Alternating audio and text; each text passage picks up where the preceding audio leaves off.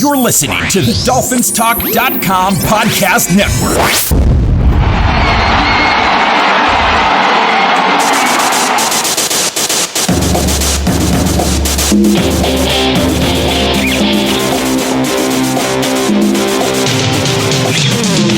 You're listening to the DolphinsTalk.com podcast, the most listened to daily Miami Dolphins podcast on the internet. Come on, Dolphins fans. Time to fins up. All right, Miami! Miami's got the Dolphins, the greatest football team. We take the ball from goal to goal like no one's ever seen. We're in the air, we're on. Good evening, Miami Dolphins fans. How are you today?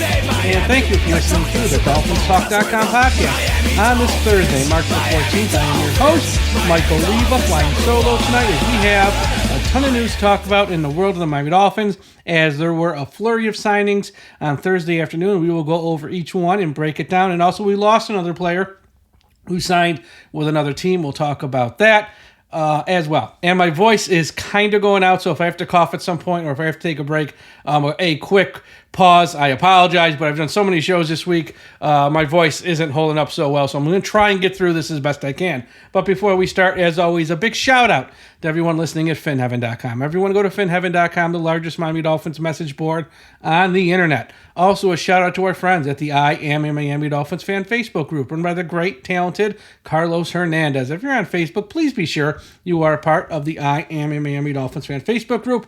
And wherever you're listening to this podcast, whether it's Apple Podcasts, Spotify, YouTube, Podbean, Podchaser, Audible, we're on all the platforms. There's so many more, I can't list them all.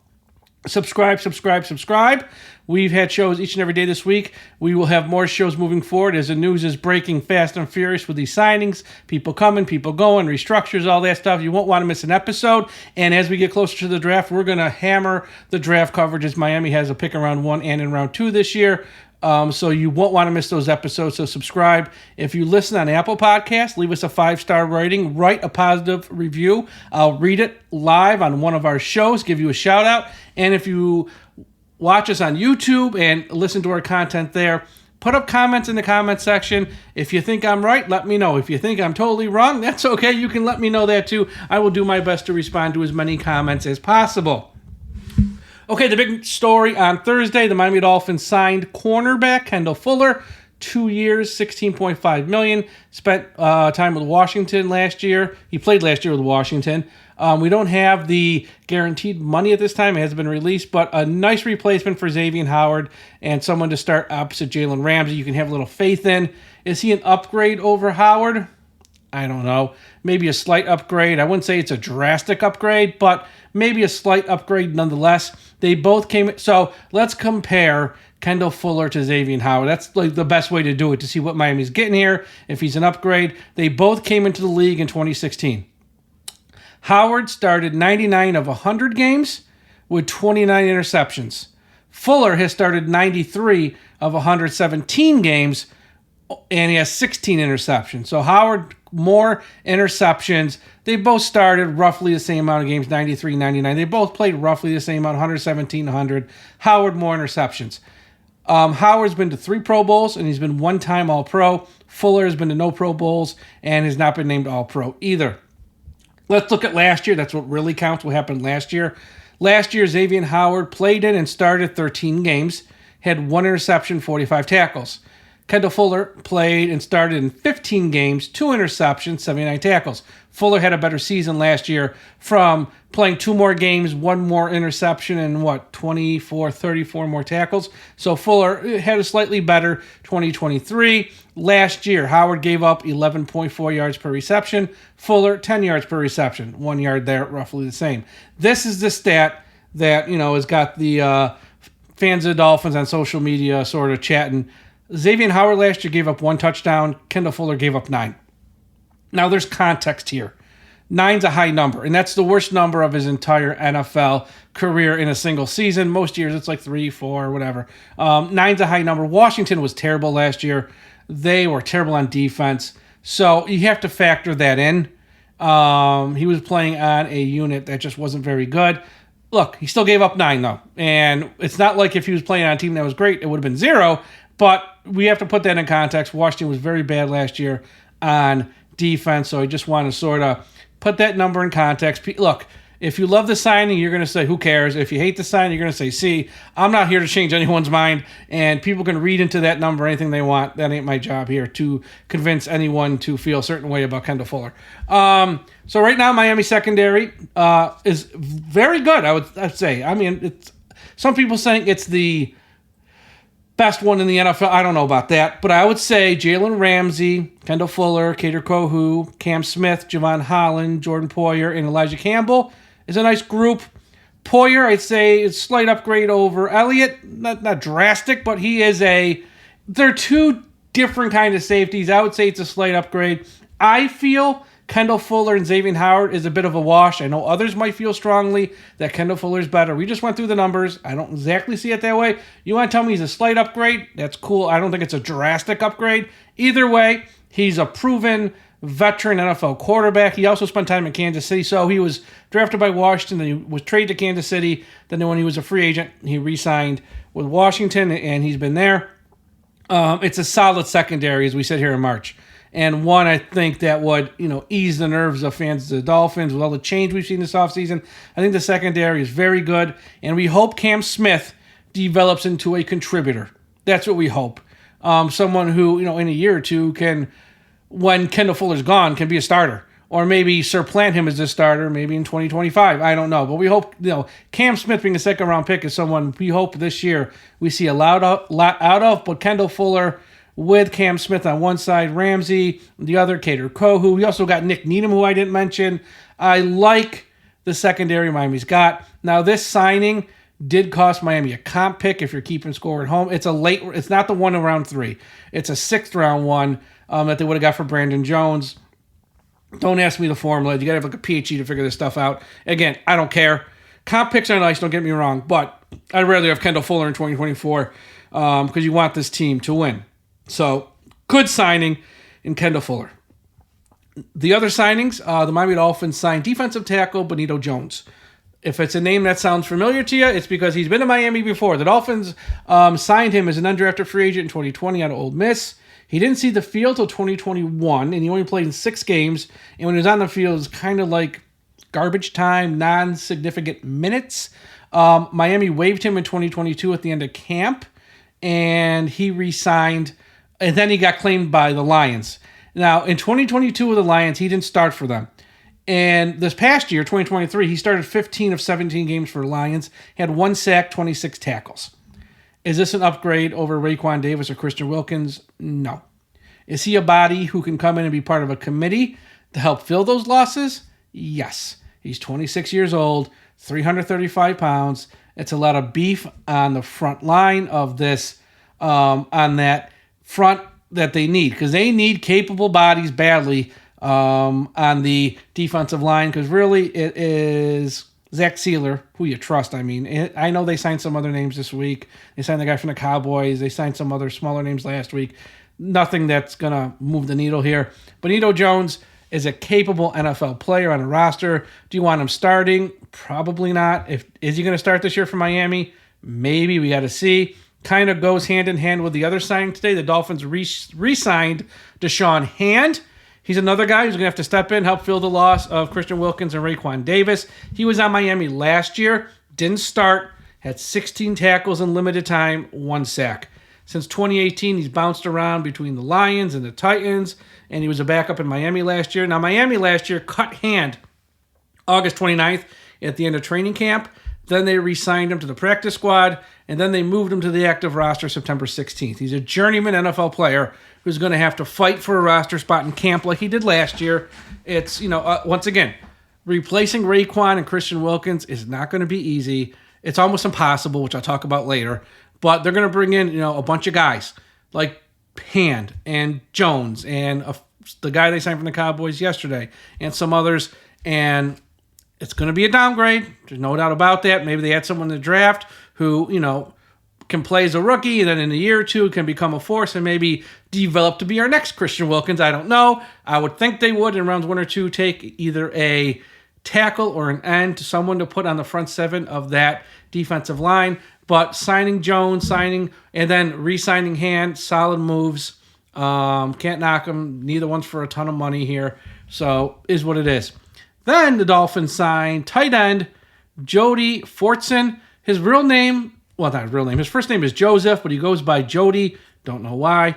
He played with the Chiefs. Now, he didn't play last season. He missed all of 2023 with a shoulder injury. He was undrafted in 2019, signed with the Chiefs. He did not play in 2019 or 2020, but in 2021 and 2022, he played 19 games for the Chiefs. He started one game in 2022. In his career, he's had 14 receptions, 155 yards. He's caught 4 touchdowns. Once again, training camp body. In Miami, he will compete for a roster spot with Jonnu Smythe, Julian Hill, and that group. Will he make a roster spot? Don't know. But just another tight end to throw into the pot here. Let him see what happens in training camp. Again, he didn't play last year, so not much to go off of last year. But just another body to throw into tight end here. And yeah, I would say a productive day for the Dolphins. Now, they did lose safety Deshaun Elliott. He signed with the Pittsburgh Steelers early on Thursday morning. I liked him a lot last year. I liked his size. I liked his length. I liked what he did at safety. Was he like a top-end safety? No, but I thought he was a very productive starting caliber NFL safety.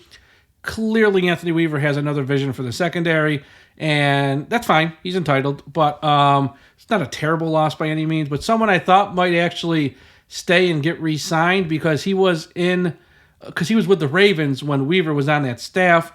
But no, they let him go. But overall, they toss a tight end into the mix. We'll see what happens there. 2 guys for the defensive line to help mitigate the losses of Wilkins and Raekwon. They got to do something. So they got to get some bodies in there. And they are trying to protect those comp picks, which like I said, I'm going to talk about here in a bit. And the signing of Kendall Fuller is a good signing. It's good. He replaces Xavien Howard, and they're very similar in their numbers and their production. I don't think it's a game-changing move signing, but it's a good signing, and I'm happy to see it because I know what they lost up front. First off, with no Jaylen Phillips, no Bradley Chubb, Andrew Van Ginkel's gone, Ogba's gone, Melvin Ingram probably ain't coming back, Christian Wilkins gone, Raekwon gone. The front 7 is a mess. And one thing to help that is have a solid secondary. So when you look at the defense, you can say, you know what? It's March 14th. Our secondary, for the most part, is set. Maybe we draft someone, late in the draft to come in. Maybe we do sign someone else cheap here in the next few weeks or days. That's fine. But our core of Jalen Ramsey, Kendall Fuller, Kader Kohu, Cam Smith, Javon Holland, Jordan Poyer, Nick Needham, and Elijah Campbell. That's your core secondary, and I am fine with that. That is more than good. The front 7 still needs heavy lifting because guys like Benito Jones or Gallimore from the Cowboys or Deshaun Hand, I don't know. You're not getting much production from these guys. So that's where they still need to find capable players in the next few weeks. Maybe they get someone post-June 1st. I don't know. Maybe in the draft, I would think, they might really hammer home that in the draft and maybe take 2 players on the front 7. Maybe they take a nose tackle type in round 1 and they take an edge rusher in round 2. But the front 7 really needs a lot of work and needs guys with a higher ceiling than the Benito Jones and Deshaun Hands of the world. But yeah, I like the Fuller signing. We'll see where this goes. I want to close out the show with this. So I want to kind of pick up the conversation we had from last night with myself, Ian, and Tom. If you haven't listened to the show I did Wednesday with Tom and Ian, everyone check it out.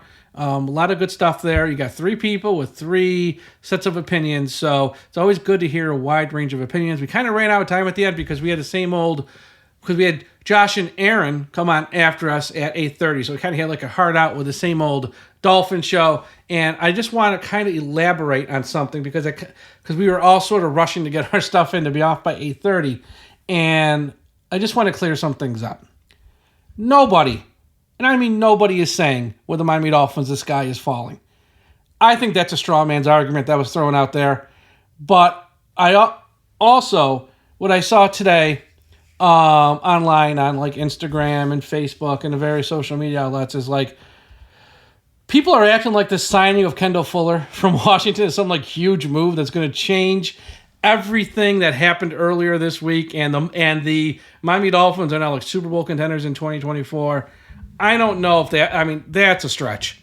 I wouldn't be taking victory laps this week or today saying that the Dolphins had a good week and Chris Grier knows what he's doing and we're in a good spot as the Miami Dolphins. I don't see that either. Like I said, I went over the numbers at the start of the show.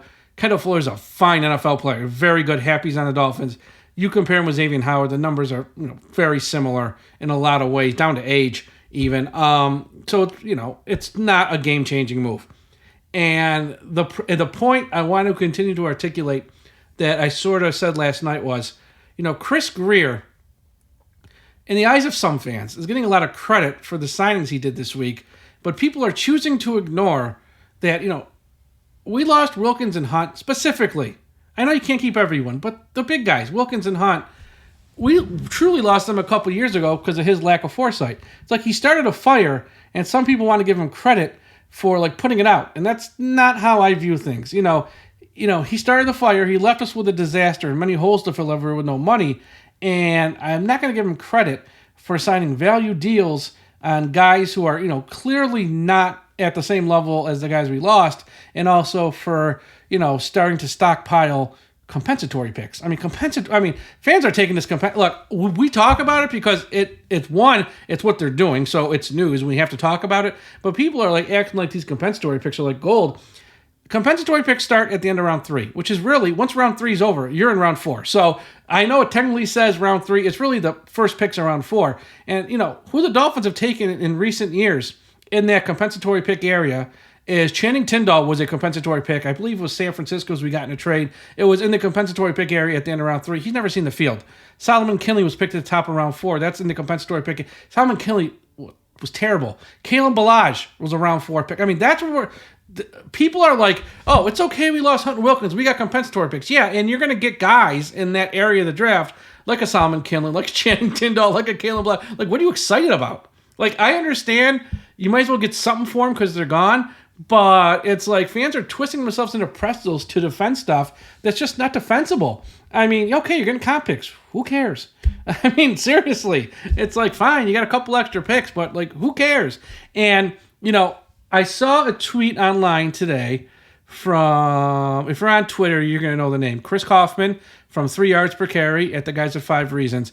And he articulates something absolutely perfectly, and I want to read it real quick. He said that the Miami Dolphins, and I'm going to read this right from his tweet, the Miami Dolphins have sort of held serve on the losses of Andrew Van Ginkel, Xavien Howard, Jerome Baker, Connor Williams, Raekwon Davis, and Deshaun Elliott. I think they broke serve with Jonnu Smith, but I think they got their serve broken on Christian Wilkins and Robert Hunt.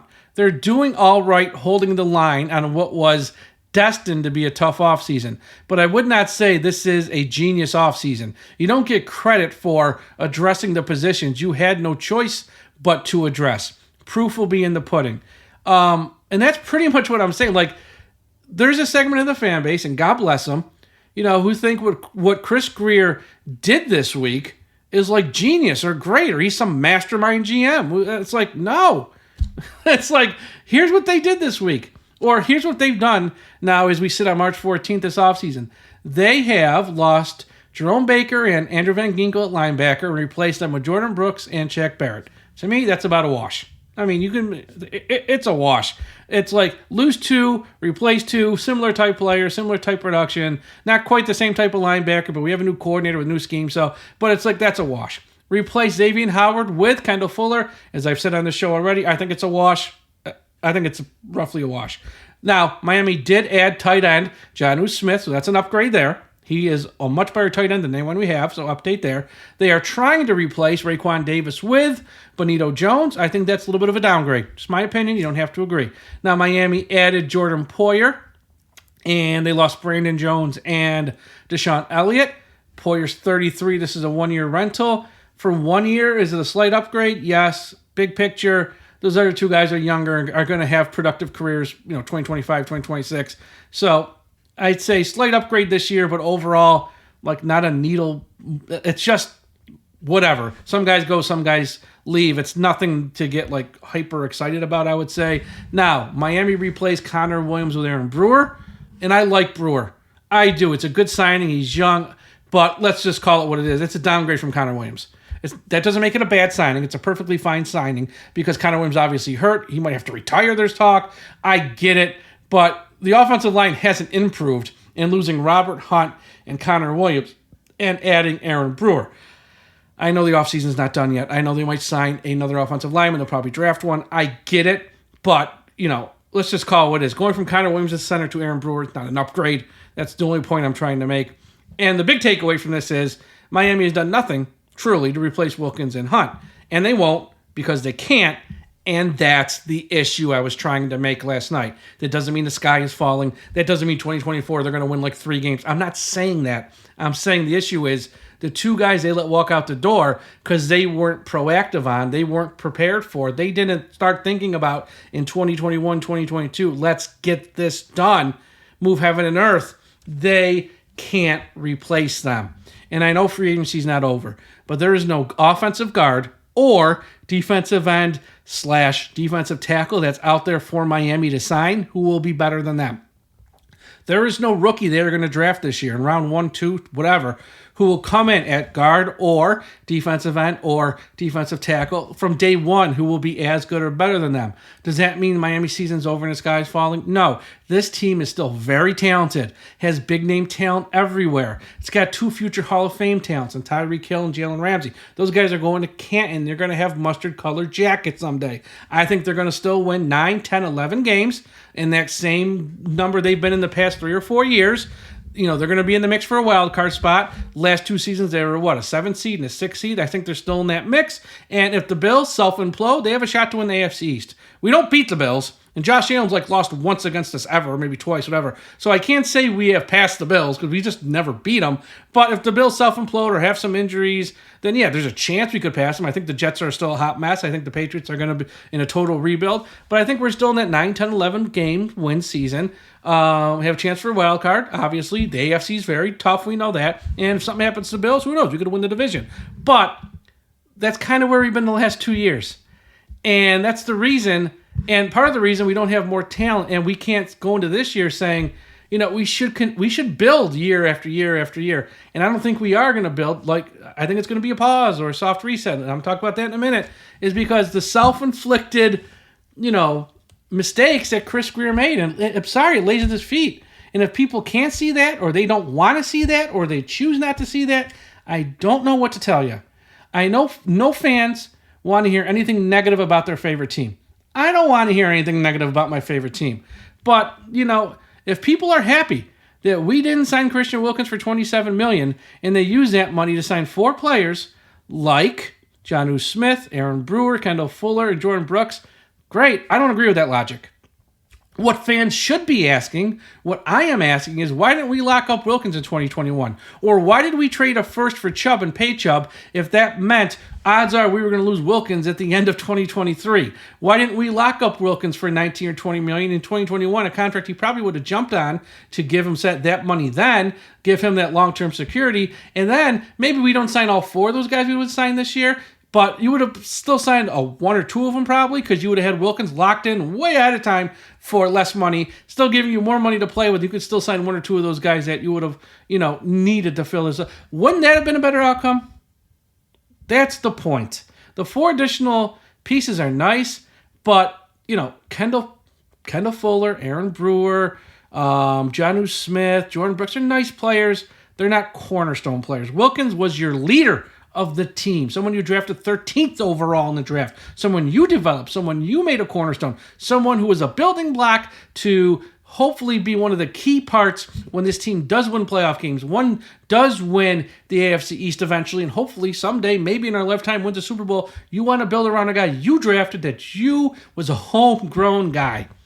And again, nobody's arguing that not paying Wilkins what he got this week, $27 million, is like a mistake. Of course we're not going to pay him that. Nobody should pay him that. But the right question is, why did he get to the market? Because good GMs don't let that happen. Good GMs know when they have a special player on their hands, lock them up early. And, I see online, fans still, there was the talk this week that came out from Cam Wolf, the NFL Network. It was in the Miami Herald. They mentioned it. Sun Sentinel mentioned it. I wrote about it March 4th. The Miami Dolphins are going to have a step back this year, or a reset, or a soft reset. It's all 6-1, half dozen the other. It's all saying the thing. And I see fans today, after this Kendall Fuller signing, saying, we're not having a soft reset now. Like, what are you talking about? What? Because of Kendall Fuller on a Thursday afternoon for 2 years, $16 million? Again, a good cornerback, not a great cornerback, good player. I'm happy he's here. But this Dolphins team in 2024 will be less talented than it was in 2023. And again, I know the offseason's not over. I know there's still players to sign. I know they can still make trades. I know there's still the draft. But again, you're not replacing the absolute top-end players that you lost. Those guys, they've already signed with their teams. Not that Miami had the money to sign them anyways. But and here's something else, folks. When you hear this thing about the soft reset coming from the media, let me pull back the curtain for you and just tell you how it works and be totally honest and transparent with you. That's told to them by the organization. That's not a made-up media narrative. These guys, they don't have time to come up with wild conspiracy theories about, we're going to say the Dolphins are taking a step back. It's a soft reset. It's not. They're being fed that from the organization because that's what's happening. That's what's happening, folks. This is a soft reset. The Dolphins right now, really, they're looking at getting younger on defense, getting faster, more athletic, getting players that fit the scheme of Anthony Weaver, and they know they lost Hunt. They know they lost Wilkins. There's nothing they could have done to keep them, but replacing them with the constraints of the salary cap and lack of draft capital, because remember, they don't have a pick in round 4 that they traded for Chubb, part of the Chubb trade, and they don't have a pick in round 3 because their general manager got caught for tampering, or was part of the group that got caught for tampering. Again, self-inflicted wounds is making his job harder on him. And that's the point. And I always say, here at our website at DolphinsTalk.com, on our podcast, who no matter who's hosting the shows, whether it's Josh and Aaron, myself and Tom, myself and Ian, whether it's Manny and Marissa, Steve and D, whoever, we don't tell you how to be a fan. You can be a fan of the Dolphins any way you want. If you want to be an overly optimistic and never see anything bad with the Dolphins, great. You're a Dolphins fan. It's all I care about. If you want to be a miserable asshole who's only constantly negative about the Dolphins, that's great as well. You're a fan of the Dolphins. Welcome to the team. If you fall in the middle and are more of a realist and can be somewhat objective about our favorite team, kind of like where I am, that's great too. You're a fan of the Dolphins. It's awesome. Because we all want the same outcome at the end of the day. And there's no wrong way to be a fan of your favorite team. Whether it's sunshine and rainbows 24/7 and living inside of a bubble in a fantasy world, or whether it's shitting on your team every chance you get, it's all good. And if some fans are happy with Chris Grier drafting players, developing them into, very good or elite players that other teams want, winning nothing with them when they're here, and then, not having the foresight to lock them up long term before they leave, well, then you should be happy as hell this week because that's what you got. If you're happy with 1 year being F them picks, and now you're sitting here celebrating, we need to stockpile those comp picks. Oh, I can't wait for comp picks. Number one, I kind of worry about you, but all joking aside, you should be happy as hell this week. You got what you want. And if you think losing Wilkins, Hunt, Raekwon, Andrew Van Ginkel, Baker, Xavien Howard, and replacing them with Benito Jones, Jordan Brooks, Kendall Fuller, Jonnu Smith is great and the team's improved, then you should be happy as hell because this week you got what you want. But just know, there is another group of people out there who might not be as vocal, who might be the silent majority at the end of the day, who aren't part of a social media cult and a groupthink toxic social media culture on all these various apps, who think our general manager has bungled this. Our general manager has the team moving in the wrong direction. And while the signings he's made this week are nice and good and not much to complain about, the big picture approach is he failed at his job previously not being able to retain Wilkins and Hunt. And this should have been done. It shouldn't have got to this week. I mean, I've been screaming about this for over a year with Wilkins. And this is, when you got good players, you can't wait till the last minute to try and lock them up. You got to be 2 years in front of that stuff. And we knew Wilkins was good pretty much from day one. His rookie season was nothing special. Year 2, he was very good. And I know you can't hand out an extension until like after year 3 or some point in year 3. They should have been all over it then. With Robert Hunt, with the disaster Miami's offensive line's been in recent years, they should have been over that much, much sooner as well. He didn't have a fifth-year option. It's a little bit more tricky, but I'm sure if they would have spoke to him much sooner than they did, which was the middle of last year, and they really tried, they could have locked him up too. And this season, or we'd be going into this year with much more talent, feeling more comfortable, and my fear is what we just went through, we might go through again in a year or two with Javon Holland, Jaylen Waddle, and Jalen Phillips, because I hope Chris Grier, let's say, learns from mistakes or handles the next group better, because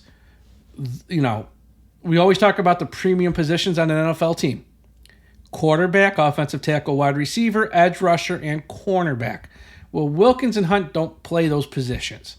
You can make the case that's why maybe he was fine letting them go, and I kind of get that on some level. Still don't agree with it, but okay. Waddle and Jalen Phillips play the premium positions, and Javon Holland, well, safety's not a premium position. We know how good he is and how important he is, and you don't want to let people like that, kind of like Wilkins, walk out the door. So, just want to sort of clear that up, because, again, no one was saying the sky was falling.